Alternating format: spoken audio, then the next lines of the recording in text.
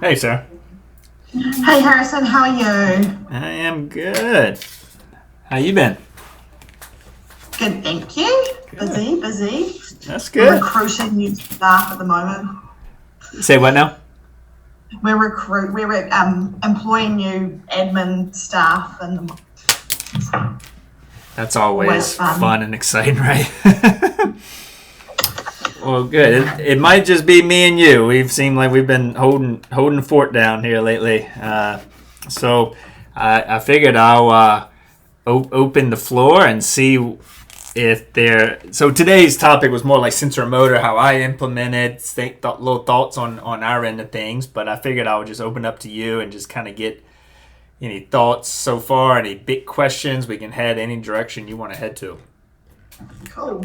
I'm very happy. I've definitely got some questions that I want to get answered All right, today. I'll write them down. Yeah. That's right. So do you want to answer them one at a time, or do you want to? Yeah, but throw them all at me, and then would that be easier? Just throw them all at me. I can do that. So my first question was, do you need to improve range and symmetry before strengthening? Okay. And then if you do increase range, do you see there's an increase in symptoms? And is this because you're now using more of your, say, vestibular system? So if you were restricted and now you're going through more range, is that something that you do see more symptoms? Because I'm thinking that makes sense in my mind. Like if you're only going halfway, then you start going further, you access more systems that you could potentially get more symptoms. I'm thinking more dizziness, because I had a client that kind of happened to. We did some stuff and then she felt lightheaded and things were we'll talk about that. happening. Okay. And then and then I wanted to know if you're getting an increase in pain because of poor symmetry.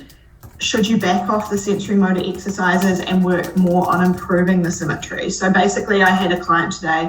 She'd seen the osteopath yesterday, so we didn't do any work on her neck, but she's definitely restricted. And we started doing, because I'm just playing around with going, I wonder what this one does, like looking up for hers bad. So I thought, I'll do the laser on the ceiling or on the wall and walking towards it. And I was like, I really like that exercise. But she was like, that's, really sore through here. And I'm like, okay. So I backed off and put it down lower. But my thought was like, when is pain a bad thing? When, what do we push through? Okay. That kind of thing. And I wanted to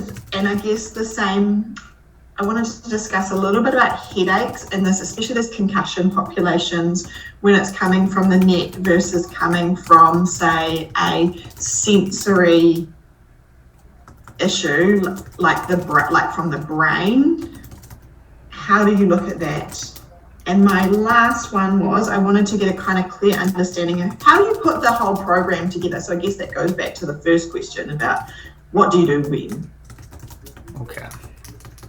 So the last one's, how do you put the whole program together? Was that kind of? Yeah, what is, if you were, what way would you,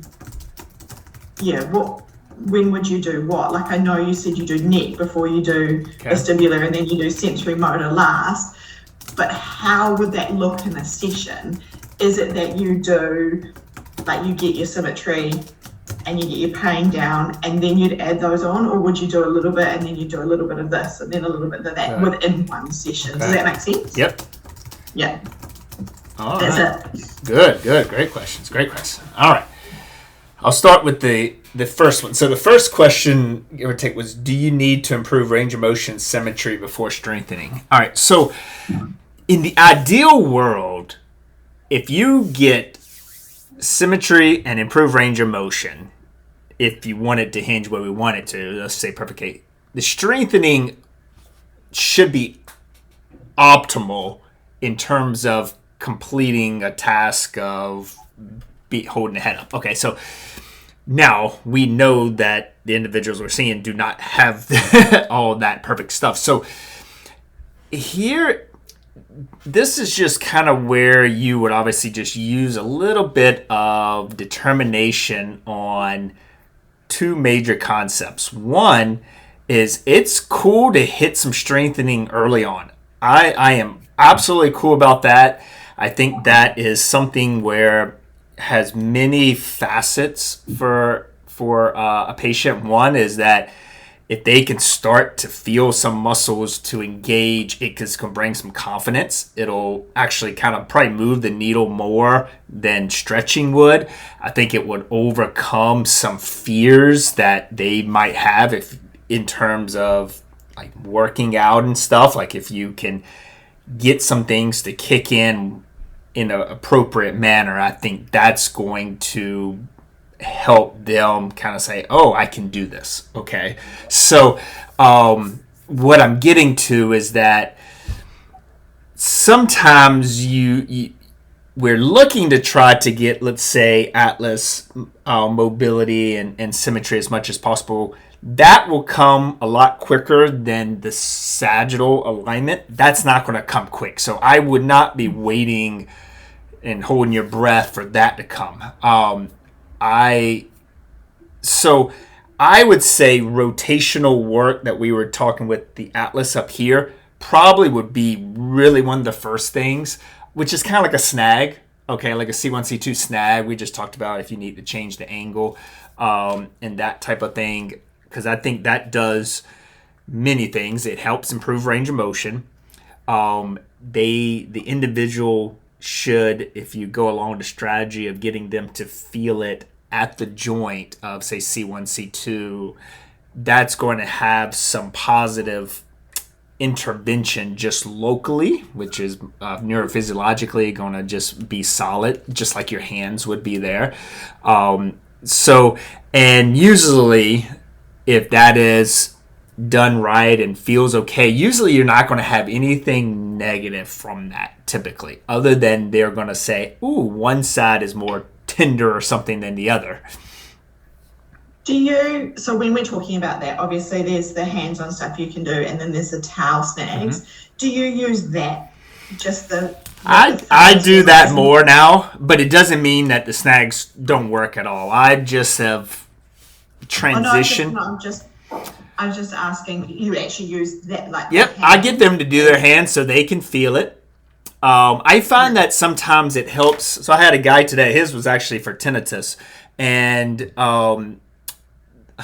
like say the first visit, I gave him like neck retraction and with a band. And we decided to go down that pathway thinking it was going to work for me. My whole idea is, where do you feel it? He actually was feeling it in his pec.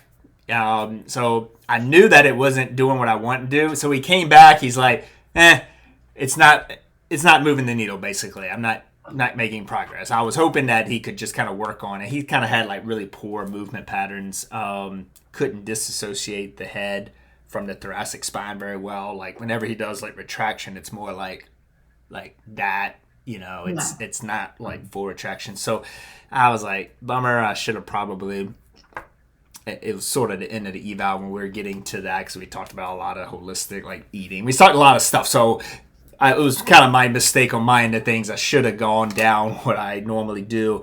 And so today we did. We did it. It doesn't require a lot of motor pattern recruitment to do that. They can feel it. It's local. It is nice.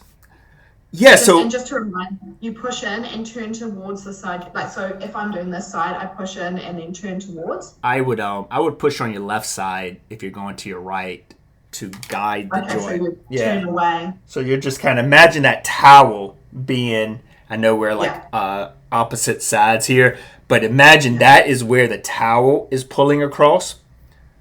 And usually if you do a towel, I would just ask them the same thing, because sometimes, the goal is that we don't push on our zygoma. Some people say, oh, I feel that pressure here. And you don't want it there. You want that pressure from that towel to be there, or the strap.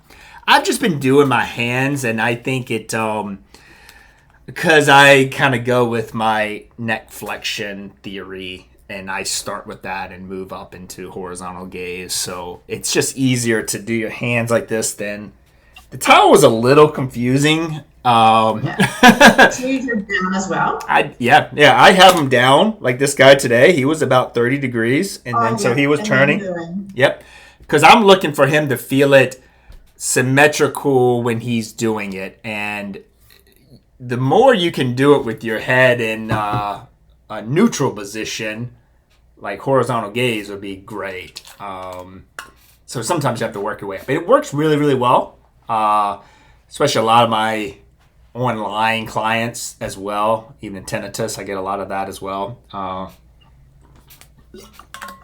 It's a good go-to. So that improves range of motion, improves. It's a little bit, you know, as long as it's not too gnarly, like it's a better proprioceptive input from this area. So you know, like that's improving that change. And then it's hitting, of course, like a major player in C1, C2. It's just a major player. And usually when somebody's done with that, they'll feel looser. Like it just works better than a stretch a lot of times. So what I'm getting to is that's probably where I would gravitate towards first in terms of making some change if you want to prescribe something for home. You know, and here's the thing is, in terms of strengthening, my kind of retest is the deep cervical flexor. It's just much easier to retest. And so sometimes you could play around with it. You could do the sitting position and just see, that's the poor man's version, just the quick version.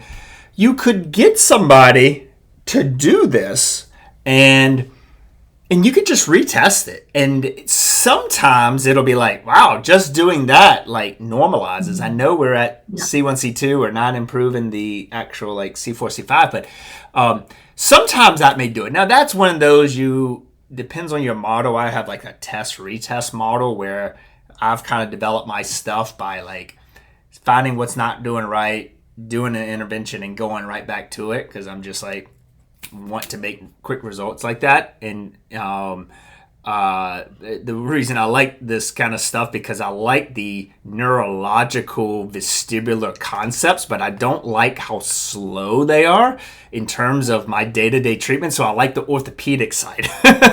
And that's sort of how I developed a little bit of this too. Because if we're waiting for an MTBI to make a lot of changes, like I just couldn't. I like to. Anyway, that's how my brain develops my stuff. So anyway, I constantly kind of do that retest. Now, I've been doing it for so long that there are some individuals I know it just won't improve right then. And sometimes I just don't test it because I'm like, I don't want to do something positive and then go back and like, oh, it didn't work. And then you're kind of like backtracking yourself like, oh, well, it just needs a little bit of time. So that's where, I don't know if you do that like retest model, but that's where you could kind of play around with some of these strategies and find out which ones based off of what you're feeling, to see what works. But I would say, like, I would find that I would like this to feel pretty good to somebody. I care more about that than this, if you want my priority. So that's more range symmetry versus like an isometric. Doesn't really tell. I mean, it tells me some stuff, but it's not everything. That's almost like a quick test, like we talked about last time. Like you could do that if you guys did a marketing event or something. Like, you know, hey, what do you feel when you do this or do that? It could be a kind of a component that maybe no one else is doing.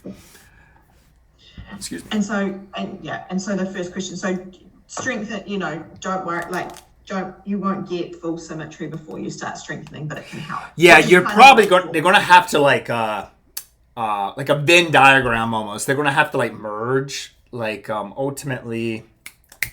Yeah, I have something good in my book somewhere. They start and then they overlap. Yeah, they stack on top. Yeah. I would say the only caveat that may be switched is if it's really more of a clinical instability case. And you know what I mean? That is where I have a really random question for you about Yeah. cervical instability. Do you know what Eagle Ray syndrome is? Eagle Ray? Or I know the styloid eagle I don't know Eagle Yeah, Ray. I'll pull is that up. it, or is it eagle styloid, that thing where it comes down there? Yeah. The styloid Yeah, process is, yeah, we call it comes eagle. longer and like Yeah, it's compact. elongated. Um, we call it, I don't know. Or Is maybe it it's Eagle not eagle. Ray? Maybe I'm just, no, it's probably not. It's eagle something. Yeah. I know. Hold on. I'm kind of googling. Oh my goodness. Yeah, it's just eagle syndrome is what. Yeah. Yeah, we just call it eagle syndrome. At least that's what my. I didn't know it was Ray, but maybe it is eagle syndrome. That Yeah. could just be me. That could just be me. Thing, but eagle syndrome. Like we've had someone come in, but we don't know. Can they move their, like? Is it okay for them to move their neck? Do you know? That's a good question. I would say absolutely. I think it just comes down to symptoms. Yeah. And those would be the cases. Now, I've only had one of those cases in my career, to be honest. And It's the first time we've heard of it. So. yeah, it's rare. It's one of those cases if somebody's not getting better and that would just go down the imaging route to confirm it. As far as I know, there's not any like palpatory exam or any type of clinical prediction rule to help, unless there's something out there. I'm not an expert on the eagle syndrome, but as far as I know, there's not a whole lot that kind of pinpoints it, other than that would be imaging would pick it up. And they have surgeries for that kind of stuff, but there's a muscle that attaches to it as well. Yeah, I think it's the stylohyoid, right? That runs from the hyoid process. Ooh, I gotta pull the anatomy app on that one up. But and so, but what was your question? Can you do range of motion? Yeah, like we hadn't come across it, and my colleague is looking into it, and she's like, "Oh, I just want to make sure that it's okay that we start doing stuff with the neck." She's actually got balance problems, but has told us all about that, and we're like, Interesting. "Ooh." I would just kind of use, like, I don't think like somebody like that. Yeah, like I don't think like forcing. I don't think it's going to do anything like unless you're like trying to force some in range movements, and which is not really our like. Even when we do this, we're not forcing like. I mean, it feels like in range. I mean, and theoretically, it is. It's just the joint gliding. I mean, there's nothing abnormal, and theoretically, I mean, heck, I would even try it on her. It'd be interesting of how what is causing some problems for that individual. I just don't think you want to. I think figuring that out would be good. I think depends on how much fear. So the last thing you want is this person not to move their neck at all, because they're fearful to movement. And that's kind of where maybe within your rehab sessions, you guys they're in a controlled environment. You could take them through some range. You guys could do some stuff, and that, I think that means a lot for that individual in the long run. That if you're diagnosed with X, Y, and Z, sometimes you live by that diagnosis, and you like, oh, I can't move my neck at all. I would just, but as far as I know, it's no restrictions to that, unless it's like bringing on some immediate like vascular symptoms like during the movements, of course, and that would be where like it might be worthy to go down the consultation with someone else. But I would say that would be very, very rare. So you were saying if there's cervical instability, you may do strengthening first. Okay, so yeah.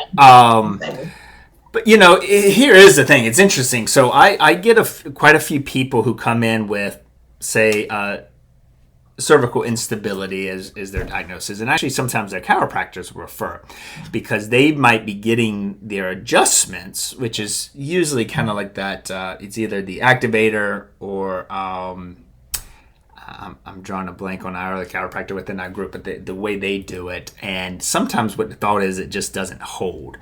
And, they're talking like micro movements. So, like, anyway, what I'm getting to is that you could do exactly what we're strategizing doing. You're just in a control movement standpoint where they're doing it in a little bit different. Sometimes when we heard the word instability, we just think, don't touch. And I don't want you to be afraid to do that. Like, I wouldn't do like in-range, high-velocity stuff taken. I mean, that's just not going to be solid at all for these individuals. But what I'm getting to is don't shy away from even some of these concepts that we've talking about. It would not hurt that individual at all. And you'll have to use your clinical judgment to do exactly what we're doing because we're looking for it to feel pressure there. We're looking for it not to bring on any symptoms. But otherwise, like, if they do have some clinical instability, like, I'm not going to wait around and try to get that swooping effect and C4. Like, we're going to start with something sooner than later. For stabilization. Yeah. I mean, I've got a gentleman who's coming up from a couple states from me now, and he's an interesting case where he had surgery in the upper cervical spine, and he went to see a physio actually before then, and he did dry needling, and ever since then it's just been horrible.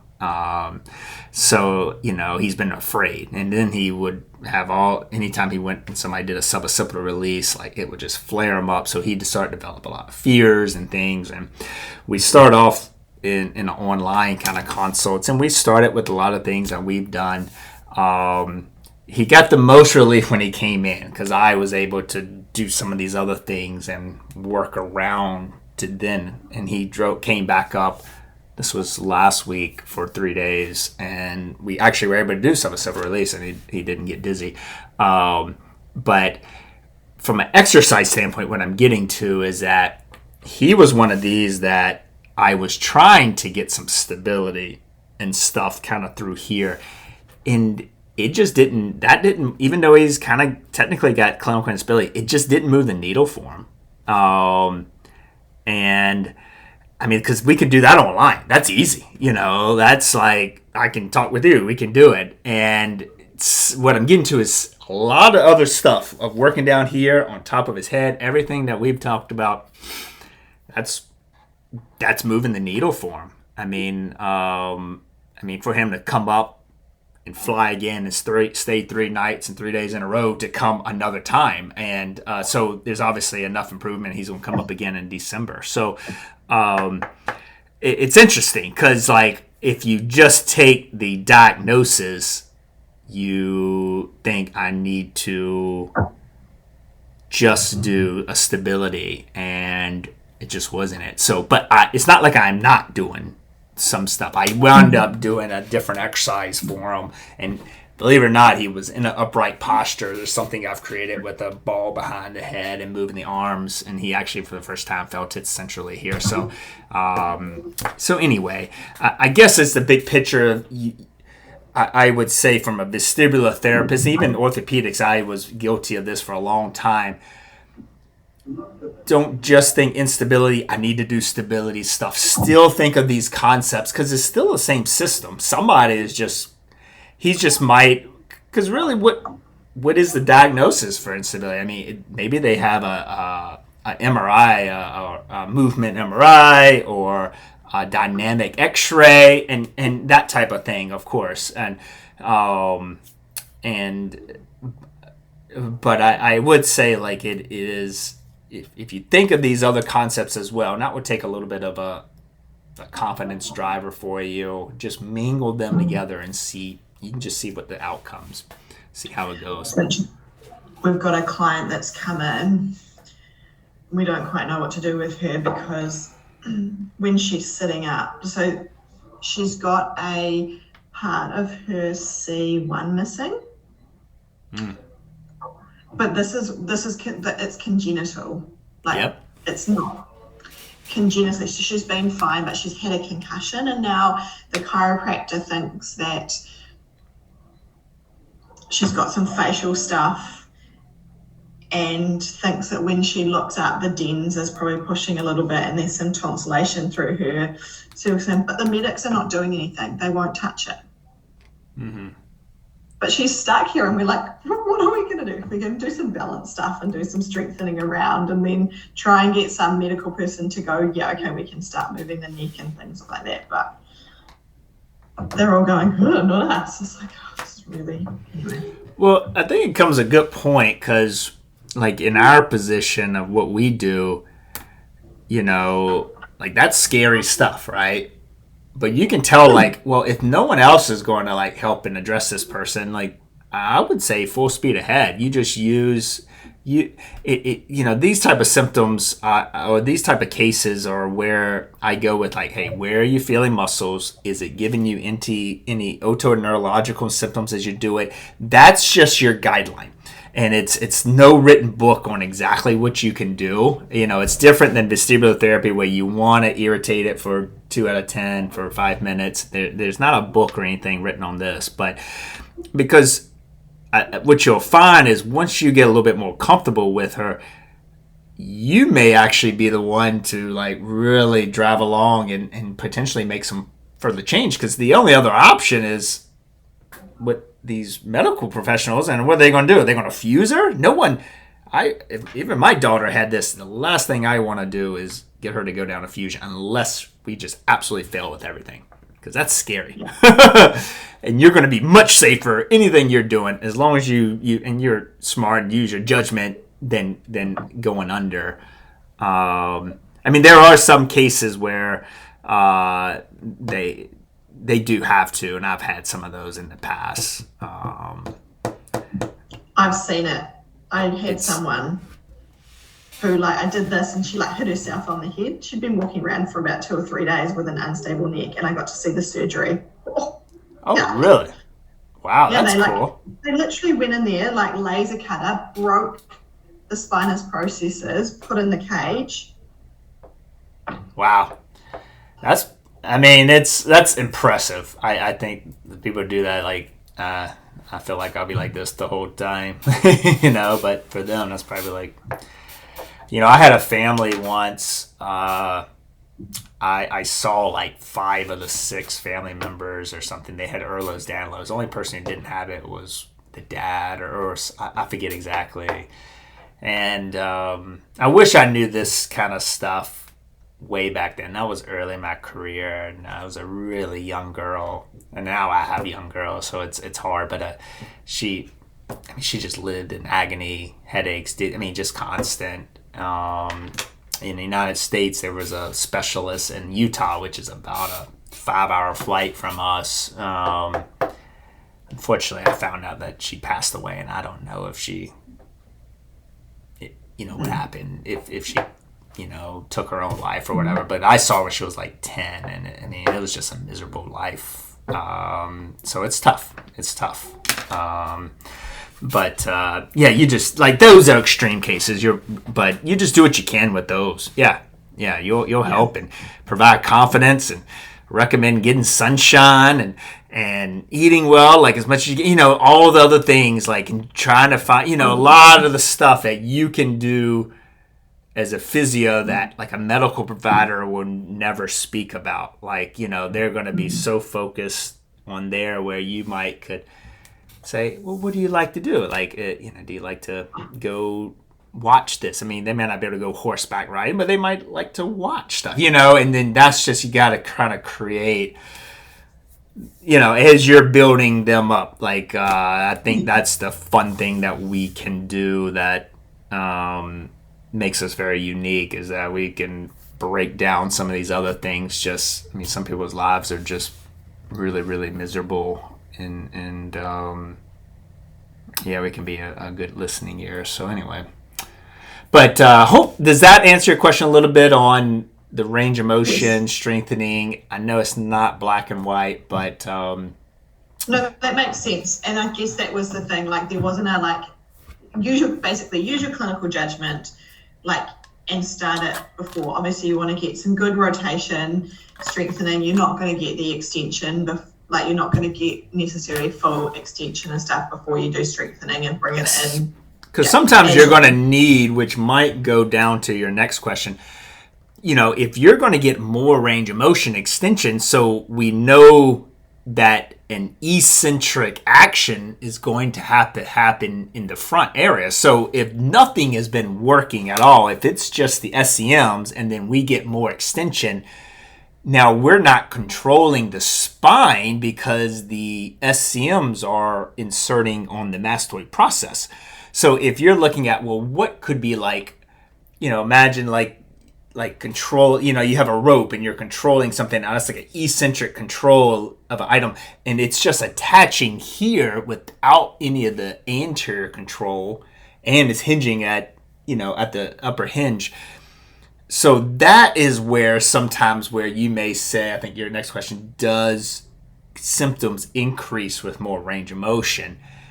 And potentially in some instances that could be the cause. And that might be why, if you think of your Mulligan's work where they do the C2 mobilization as they go into extension, that's one of the ones right on the spinous process. And, that's helping to kind of glide it and guide it, and potentially your hands there, or, C2, if you remember from some anatomy and even some of our books, that in the books, think about all the suboccipitals are inserting at C2. They go up and they go out. And so your finger or the towel or whatever right on that spinous process is altering the tone and alpha motor firing patterns at that area. So that is probably one reason why that works. Is it really gliding it?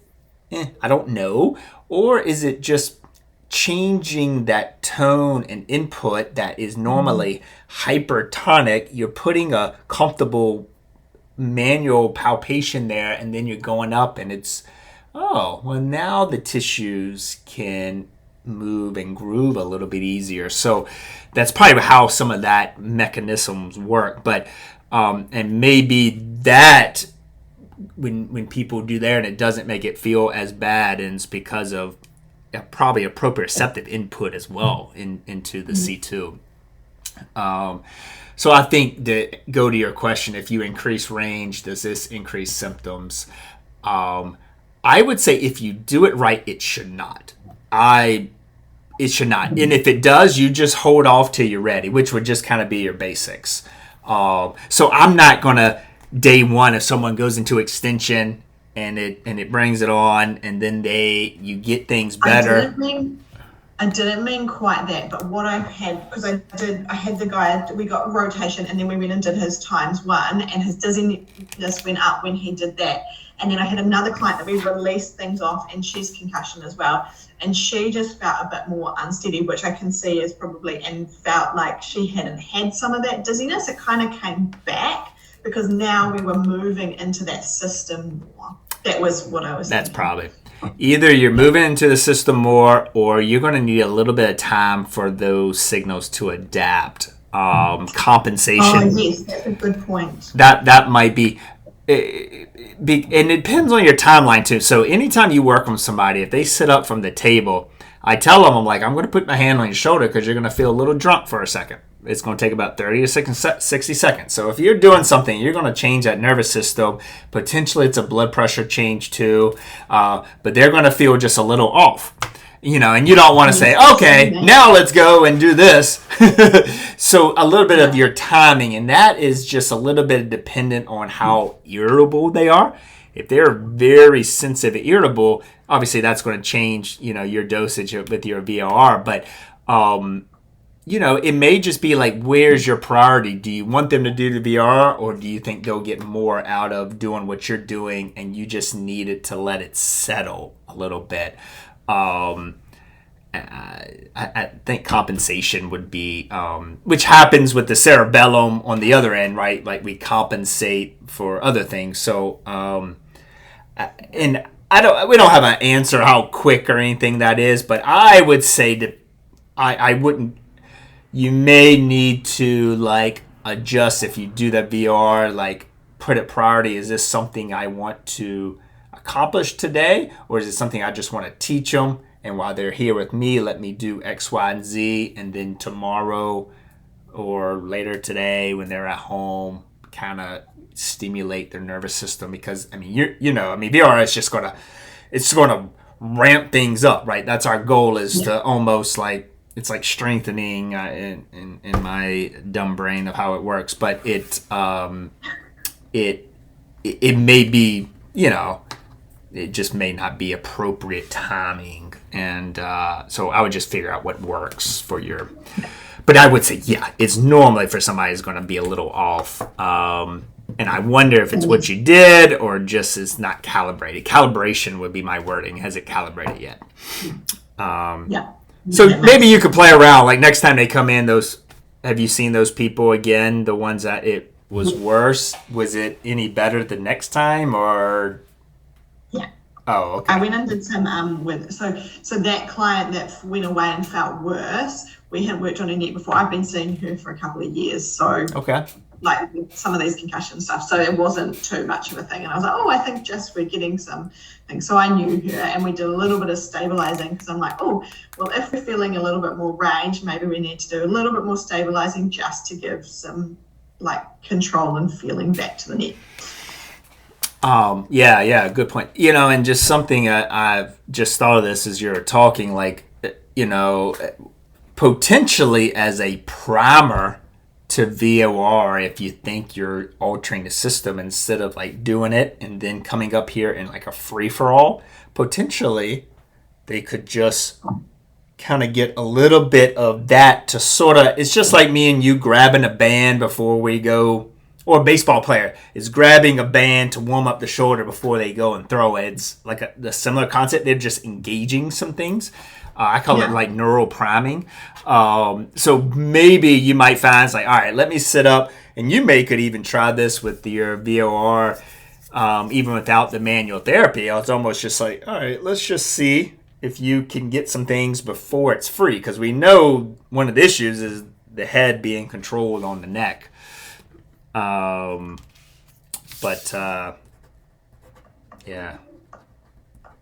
No, that's good. But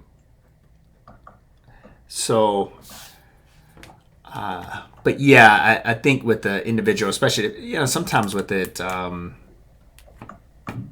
it's some chronic stuff, like you mentioned, the vestibular system input, yeah, absolutely. Like it's probably just confused. And I think that just kind of goes down to just some of the mechanisms of how this comes about. It's just confused. And I think the older they are,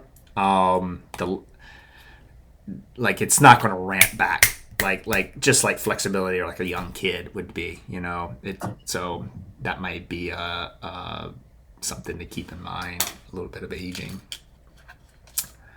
Okay.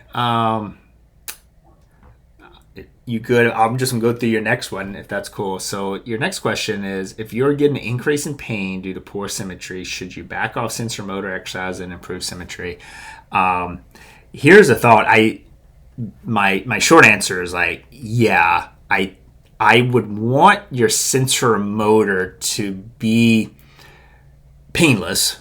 That would be my thought. Okay, now and we'll come into the extension in a minute when we get full range. But when some of your general sensorimotor, let's say you're doing some tracing patterns, which is kind of a common cervical sensorimotor where you're doing some tracing and stuff.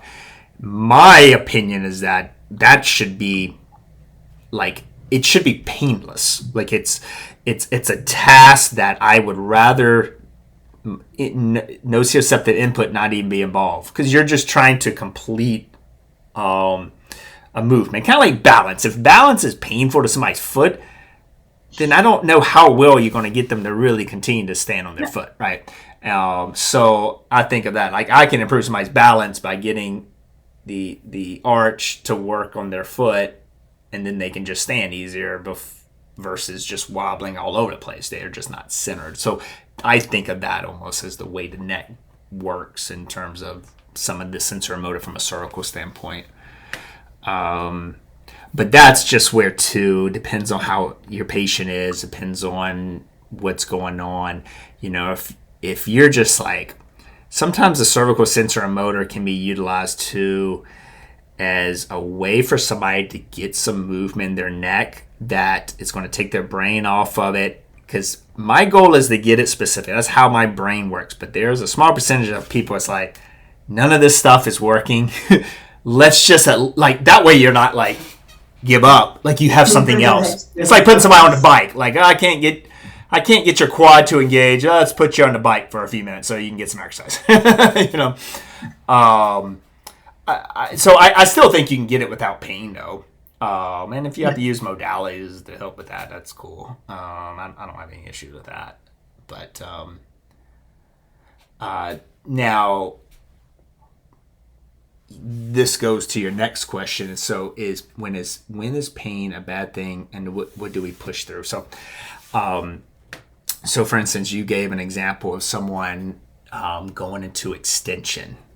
Yeah, we were doing the one where she had the target on the roof and then walking in towards it, which I liked, the increasing range when they don't want to go into the end range. But yeah, she was getting painful, and I was like, oh, okay. So well, let me ask you this. Were you able to get her into that same amount of cervical extension because what you could do is kind of go into quadruped and maybe get her to feel because it is, especially as we get older, it's going to feel tight. I tell people it's going to feel like a fist. Okay. And now if it's sharp or stabby or something, that's where you getting in there will make a huge difference. Now, because most of us avoid that extension, especially as we get older, we don't hit it. So that tightness might seem negative, especially if you've been having some negative symptoms coming up. So that's where you might need to go back off a little bit, maybe go into quadruped, get her to feel like, hey, this is what I want to feel like. And knowing that is going to be the barrier. And with a little bit of time, once you find that barrier, you can break through it almost. So, because when you go and you're following the sensorimotor, it might be too strong for her in the moment. But I would say, instead of pain, I would say, hey, describe it a little bit different of the pain. Is it sharp? Is it achy? Is it a fist? I use the word fist. You don't have to use that. But because if they're like, yeah, it just feels tight, I would say, perfect. That's where I want it. You are getting the facet joints to come together back there. You don't have to use that phrase, but you are actually moving those facet joints. You can probably think back to your PT school. Like, those facet joints should be moving, and it's going to be really restricted. The same as you went in there and you did like a mobilization. It's going to feel restricted there to you. They're actually able to get it. So potentially doing some upward facing dog or some other potential yoga moves to maybe stimulate some extension too, maybe or a puppy pose with extension. It's a modified way. Some of that stuff to get us, because my thought process is the more we feel it, and it's not feeling, it feels tight as we get older. Me and you know, it feels tight, right? Mm-hmm. So what do? Well, we avoid that and we kind of come forward. And so now that tightness, that barrier, when we, like, if this is our range of motion when we're like 12, once it gets tight, that range of motion is going to decrease. I just put something out, I think, on IG and talking about it's decreasing about 4 degrees a decade.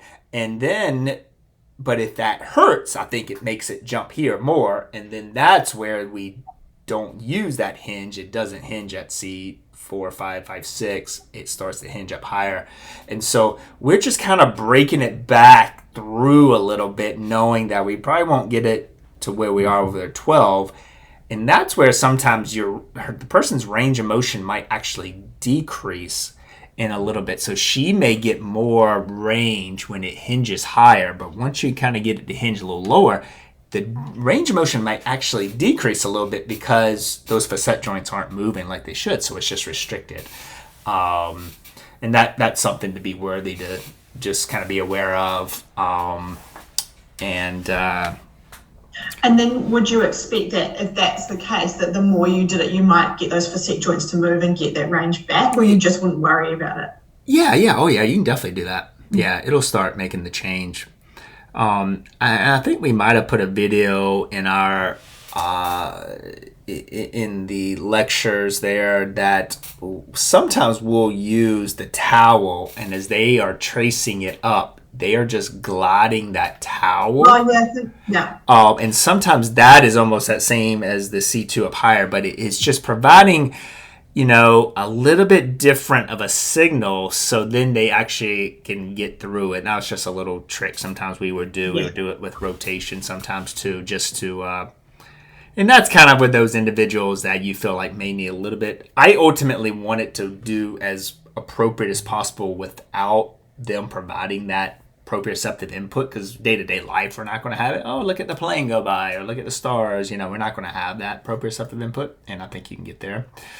And the other thought, like if it's sore, if it's you just kind of guide it. Like if someone's like icky about it, like I'm not loving this, then you just don't go that far, or you just take that, because there's a certain amount of ickiness like we want to achieve, and is it really icky, like a really negative signal, or is it just icky where we just haven't like stretched that far, right? Just think your hamstrings, like, oh, you pushing it too much. Like you can just back it off a little bit and like, all right, that's good, Yes.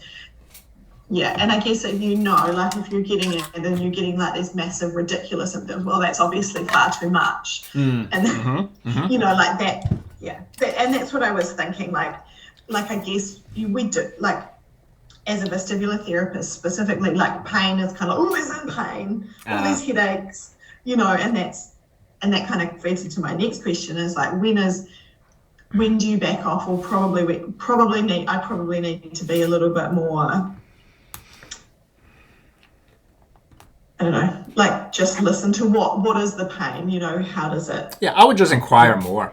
Yeah. I would just inquire more. And I think if like you're noticing that, like if you're trying to get somebody to do X, Y, and Z and it's just not doing it because of pain, then some of these exercise strategies, some of the manual strategies could be utilized. Of course, you could just cut the range of motion, which is the easiest path.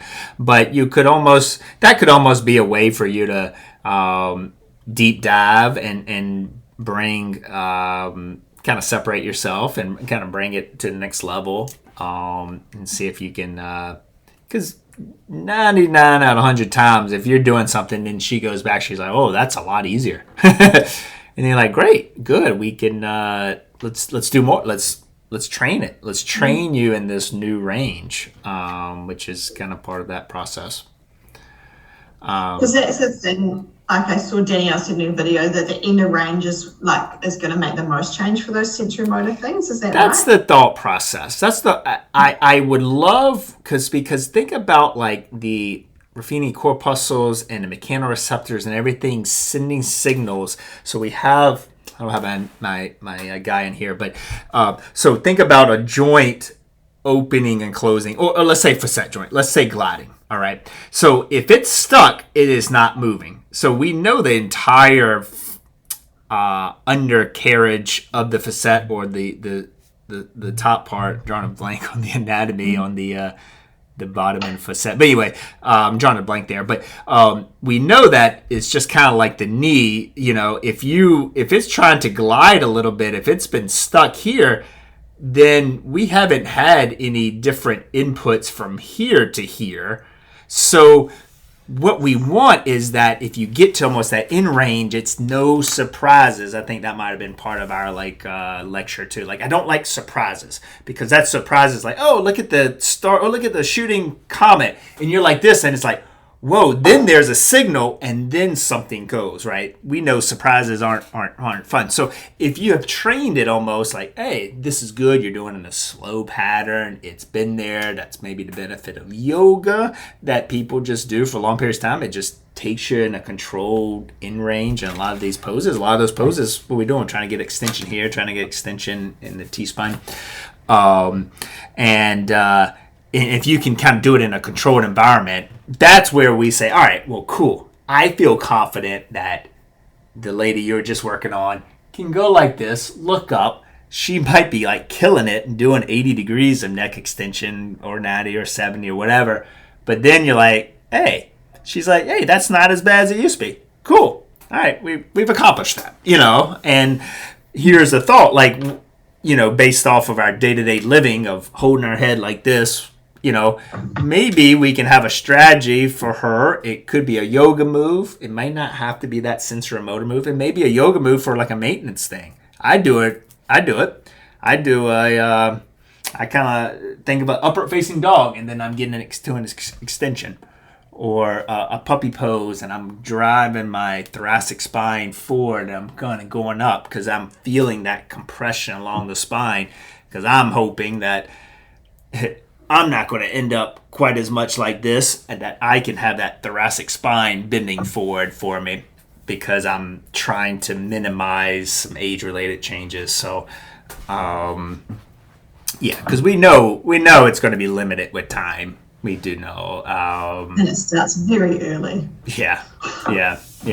And I mean, and even what I've created, I mean, I'm still trying to work on my cocktail and what works best for me. I just figured something out in the gym when I was there earlier, something that kind of gave me a little funkiness here. But this was all T-spine stuff. But so that's the fun thing, I think. And you have your issue on your right side. So I think the fun thing is that you can strategize with that. You could even do some of your like gaze stabilization stuff or VR stuff, and then go and see if that feels better. Like, I just challenge you to be fun with it and see. I'm kind of giving my thoughts on the neck and how we do it, but I think the cool thing is we have some of the science, and there's still a major art to it of how you intervene with it.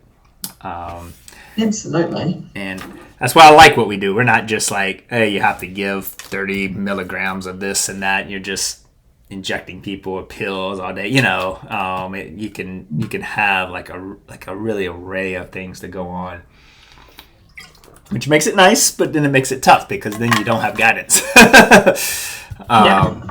And that's where the difference in the vestibular and ortho, like our ortho field, the guidance I can tell you is kind of, hey, where do you feel it?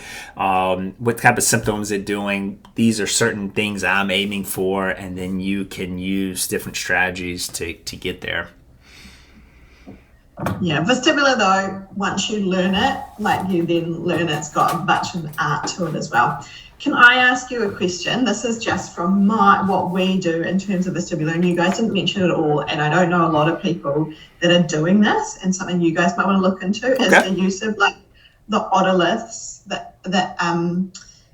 the connection between the otoliths and the neck as well, using like weighting and gravity and compression. So some of these things, like giving proprioceptive input, like we're using a lot of this stuff to reduce people's symptoms as well, and it's really effective. Or with balance, like holding weights. And what is it? There's a connection between that and the otoliths? The otoliths, so the weighting, so obviously proprioceptive, like giving proprioceptive input as like we're using them as off switches. Okay. So like using cervical isometrics in different places, even like what you were doing with like the neural priming and stuff, it really brings symptoms down, as well as like the palming, which is really helpful for those concussion clients and lots of the vestibular ones. But we're doing lots of balance work, holding like 2 or 1 kg weights, which I don't know what it is in pounds, but just little, in either one hand or the other. And it's increasing either proprioceptive input or gravity, so working on the graviceptors through the otoliths, and it's making people more stable and also improving their symptoms. Yeah, great. Yeah, I will pass that on. Yeah. I mean, I think that's cool. That's because it's both the systems kind of coming together. Yeah. So, and I just noticed you guys didn't have a lot of, like, We- we hadn't talked about that. We so. did. No, we didn't even bring that in. Sometimes we would do some things in the clinic. I just don't have a great system to kind of teach why or how, but I can look into it because I hasn't been. What do you? I know. Well, some of the stuff you just start doing, right? And there's no science behind it. It's all, I just know that's going to work for that client. Yeah. All right. I'm going to. Actually, I just kind of did a quick. There's a study. It's a couple of years old, but I'll look into that. Yeah. Oh, what did you Google? I just said otoliths and neck connection. Oh, yeah. It's not a whole lot here, but It won't be a lot. I don't know if you guys follow. We follow reactive. Unknown caller. Excuse me. That's ACC. Reactive education in LA, and they do a lot of this stuff around vestibular and things. This is LA and Los Angeles. Yeah. Oh, okay. Julie Hirschberg's the so just I thought you guys might add another string to your guys' bow as well. Julie Hirsch. I got it here. Yeah. Okay. Excellent. Yeah, there's some really I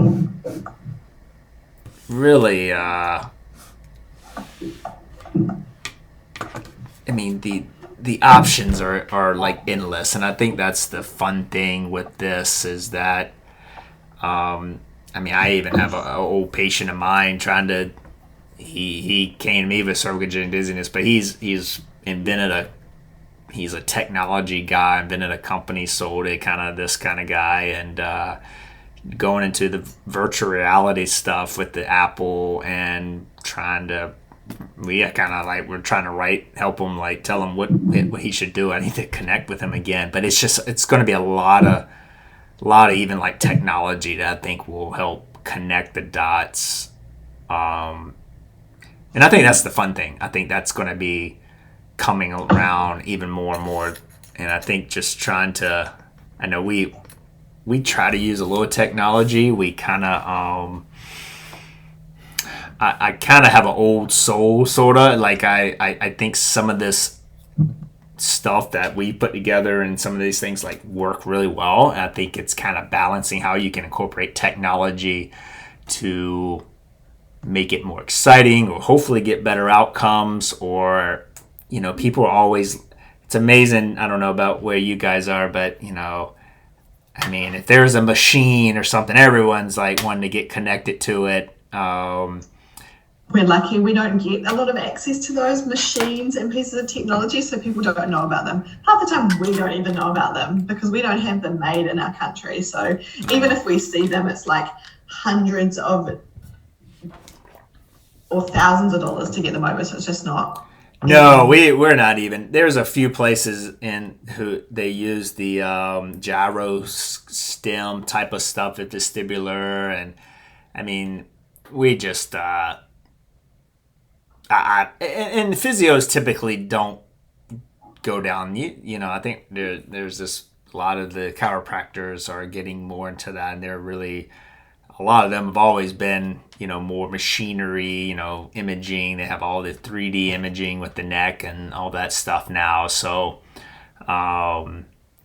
it'll be tough to say if the physio world is going to jump on that bandwagon. I think the only way it would if we're just such a low margin because it's from a business standpoint, if it's insurance based, unless you're going to charge out the wazoo for these types of things. I mean,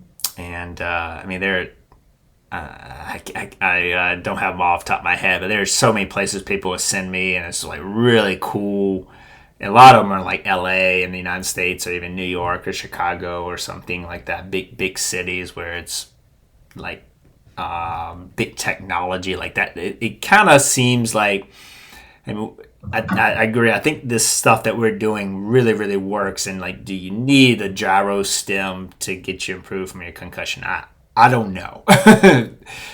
Maybe to stimulate those higher athletes, like we have around here, like hockey players and things like that. But I would definitely look into this. I appreciate it. That's all right. Well, speaking of technology, one thing that unfortunately they don't have the ability, as far as I know, to go into New Zealand or Australia and all that stuff. Have you ever heard of Netcare? It's a company. No. It's out of Iceland and the United States, but we basically it's just using like Bluetooth technology. We have this guy that connects to the computer, and we can do joint position error testing with it. We do the butterfly test with it, and you can do range of motion testing. Like, they have like 3 ways to do it. It's the same thing that we've always done. Well, you can't do the butterfly test any other way, but it's using technology, using Bluetooth. It's just so exact. We can create like heat maps on how their neck moves. Like, if you turn your head and your head goes forward or rotates, it can tell you how many degrees it comes off of rotation. It's just a lot of information. And it's really cool from a neck component. We use that, and it kind of correlates with the whole Sensorimotor standpoint. But Netcare is the group. They're fairly new. I only heard of them because I read a lot of boring research, and I would read, and I was like, well, how do they do these tests? And so I emailed them, and this was but the interesting thing from the technology is that we even use it here, but besides the really cool print-offs that everyone gets and this and that, like, a lot of my treatments are very similar. I think these concepts, my fellow mentor would always talk about concepts, and he was talking about principles and concepts over protocols, sort of thing. And if you understand kind of these principles and concepts, if you add in some of this other technology stuff, I think it would just supplement what you're able to achieve. But yeah, unfortunately, I don't think it'll work out where you are, but we enjoy it. Just it takes. Do you guys do joint position error kind of testing and stuff? Do you just do the one on the wall and mark it? Yeah. So that's the way we always would do it. But this just does it, and it just calculates it. It puts it on the computer screen. It's a really neat. And I can see where more and more things are coming. Because I kind of, they'll try to call me to get some ideas from me, and I've been trying to get them to do like a sensorimotor programming on it. It's just testing right now, and so unfortunately, as far as I know, that's not out there. And when I'm thinking sensorimotor, I'm talking about just cervical sensorimotor. It would be good, wouldn't it? I was thinking about that the other day, because we use, like, how cool would it be to have like a big TV screen or computer screen where they're doing, you know, because they'd like it. Like, let me do that with the upper limb. Yeah, and that's what we were trying to do with the whole virtual reality with the Apple Vision, was that then the algorithm, if you do really good, the algorithm will take you to the next level, like in a video game. But if you kind of do really poor, it'll like anyway, that's way beyond my knowledge of how to do that, but that was what we were trying to get our guide to do, is that then it could be a programming, and then you and me don't have to be the one to say, hey, let's go to the next level. It's good to be, and some of the PT stuff is kind of getting out there, I think, with that. But there's online, we had somebody just get referred to us, and she just does online PT, and she just follow. It's like for her shoulder or something, and just follows like an exercise plan. It's pretty basic kind of stuff, I think, but people are doing it. They're doing it left and right. It's going to get more and more out there, but so the other thing I was just going to mention, and I know you had to get back, is the in our Sensorimotor stuff we talk about the figure 8 and a Z pattern, and from a cervical sensorimotor retraining standpoint, I use those a lot. So we would either print off, or they can do it at home. And the reason I like those are more research to test cervical movement sense. I have it all written there, like if they go outside the line so many times, you could calculate it. The cool thing is Netcare does that now. I'm not doing that. Can I ask, when you are testing, I know we've got them because we got them. I've been stalking you probably for a while on Instagram and found all your free resources. So I've been using these ones for a while. Okay, great. That's great. Thank you. When you're trying to get them to do it, are you keeping them? What is the difference in the lines?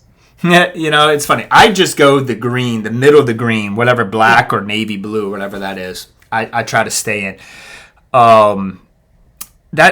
I think it's more of a visual look. It's the same as the other one. It has like different lines to it. Quite frankly, I got those from studies. And I had one of my interns one time just kind of remake some things. And I was like, what? And I just made it solid. And I was like, I kind of like the multiple lines. It just kind of gives it some depth to it. So I don't know if that was the reason. So, but you could use it like one time you could say go in the middle on the green. The other one would be at the outer line. I don't know if it makes that big a difference. What we do with that is from a neck component, those two motions, especially think about figure 8 and Z pattern, I do them horizontal and then I also do them vertical. And I start them off about arm's width, which is kind of like what you guys might do with vestibular stuff. But one of my progressions, actually, as they get better, I bring it closer. So the closer it is, the more range they have to do. And that's kind of my sort of go-to. I usually see a lot of things on the internet, and like people are like 10 feet away from doing something, and it technically makes it harder to a point because it's shaking as it goes. But I try to get them as close as we can, as long as that laser beam doesn't reflect back and blinds them. Because that tells you, and then they'll be able to tell you like, hey, I'm pretty good except when I'm going in the top right corner or something. And then that's where you're like, well, why doesn't the neck kind of get up here? Like it goes easy this way. Why doesn't it get up here, or it's a bottom right, and that might tell you, hey, the SCM isn't able to open on this side. And so that's where some of you can take that information, do some of the techniques, and see if you can get it to be as clean as possible. So, yeah. And would you say someone who's got good sensory motor control should be able to get on that green line quite well? Like hold it there?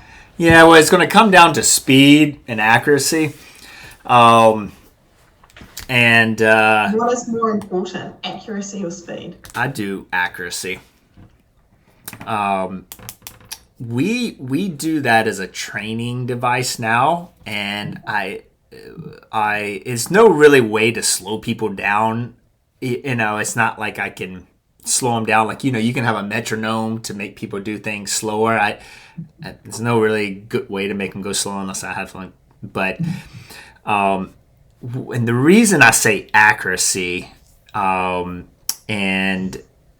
when we do the butterfly test, which is a test for cervical movement, it's on the Netcare stuff. There's no other way I know how to do it. What I have found, they have an easy, a medium, and a difficult task, okay? And basically, it's a moving, it's sort of, and you guys might have it for vestibular, it's like a moving dot, okay? And you're just trying to stay in the dot. And there's a pre-programmed pattern, okay? And the easy one, it goes slower, okay? The more difficult one goes faster, okay? And so you're trying to catch up with it. What I find is actually people who have more of the trouble that we need are going to have more trouble with the slow, or the easy, which is not easy, but I say slow. And that's kind of, you think about like nowadays, we're on the phone, you're swiping, you're looking up, you're doing things. Like we can't like slow down, like and control the movements. So that's where I go with slow. And you have people, just try it. People are going to get anxious. They're probably not going to like it. They're gonna not like it. And I think that's a good data point. It's like, well, I've had people they're like, I need to stop this. I don't feel good. So that's just something like, all right, well, let's figure out your nervous system. Like, why? Like you're just slowing your head movement down. That's all it is. Like, and so does that mean day to day it's a little bit more jolty? And so I go with I would recommend accurate over speed. Maybe unless it's like an athlete who needs, ultimately like a hockey player or something is going to need some speed work, and that's just a different level. Yeah. Okay. So maybe that answers. Hopefully, we're able to get like your last questions. How do you put the whole program together? And it's sort of like mingling a lot of these things and finding what is most challenging for them, at least in where I work, we are like a cash-based clinic now, so.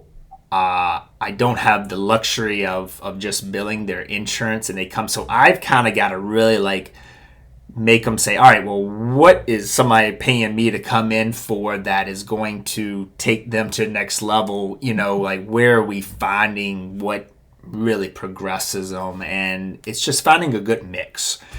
Sometimes one visit, you may find that you're going to do more manual, some if you can kind of start to build their program, vestibular, sensorimotor, and maybe they'll be able to keep going down there. And so I would say, just to summarize all that, everyone weans and wanes, right? There's going to be sometimes they're going to come in, you're going to be like, hey, we're going to progress your program today, right? And then sometimes it's just a bad day, and you're just like, well, I want to progress you, but I can't. And those days are the days it's like, all right, what can I do based off even this stuff to teach them so then they can bring themselves back up? If it's a nervous system stuff, if it's a neck, like self-exercising, like what can we do so they don't just keep collapsing down when you're not there? Because there are going to be some bad days that it's just not going to build up, right? Besides like your typical like return to sport concussion stuff. We're talking about like me and you adults we have ups and downs a lot. And I think that's kind of how the program can be put together as well.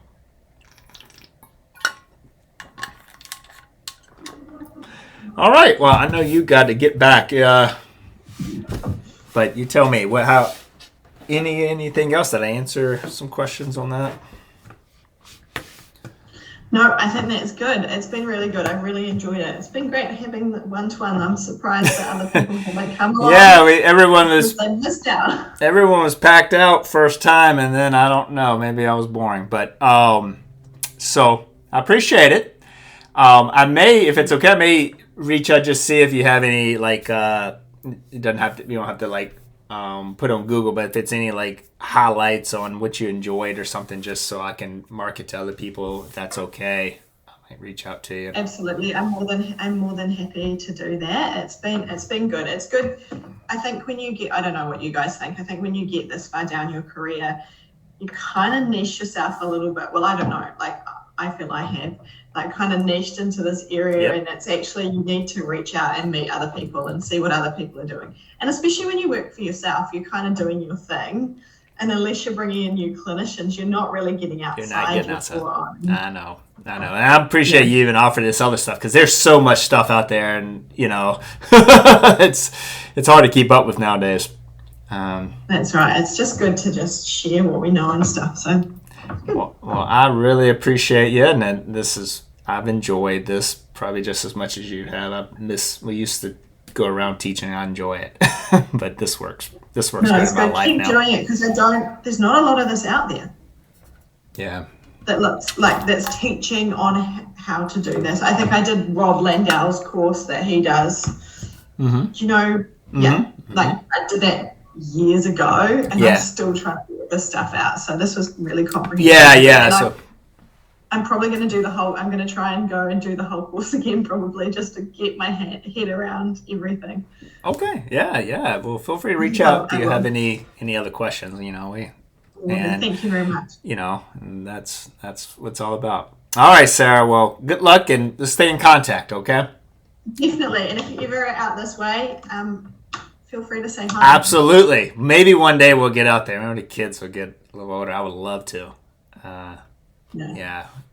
Well, I've been to Hawaii once, but I haven't gone any further than that. So. Oh, you need to. The world out there is a beautiful place. Oh, I know. COVID put a stint on everybody. It just like slowed life down. At least I know you guys too. But man, I'm ready. Yeah, we've traveled probably more this year than we've done since COVID, and it's kind of like, all right, let's get back to life. This is good. So cool. Okay, thanks, Harrison. All right, bye, Sarah. Thank you. Bye.